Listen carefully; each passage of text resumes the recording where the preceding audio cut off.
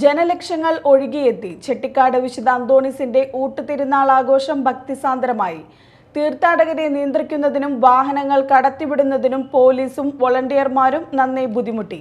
1 ലക്ഷത്തിലേറെ പേർ ഊട്ടുനേർച്ചയിൽ പങ്കുകൊണ്ടു. പ്രസിദ്ധ തീർത്ഥാടന കേന്ദ്രമായ ചെട്ടിക്കാട് വിശുദ്ധ അന്തോണീസിന്റെ തീർത്ഥാടന ദേവാലയത്തിൽ വിശുദ്ധ അന്തോണീസിന്റെ ഊട്ടുതിരുനാളിന് ഭക്തജനപ്രവാഹം.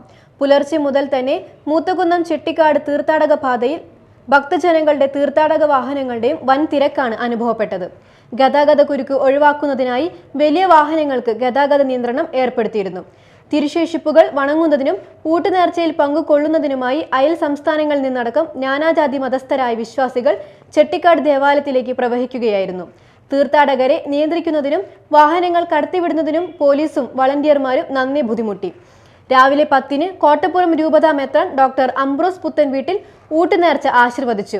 ഫാദർ ആന്റൺ ഇലഞ്ഞിക്കൽ വചന സന്ദേശം നൽകി. തുടർന്ന് നൊവേനയും ആരാധനയും നടന്നു. 1 ലക്ഷത്തിലേറെ പേർ ഊട്ടുനേർച്ചയിൽ പങ്കുകൊണ്ടു. രാവിലെ ആരംഭിച്ച നേർച്ച സദ്യ രാത്രി വൈകും വരെ തുടർന്നു.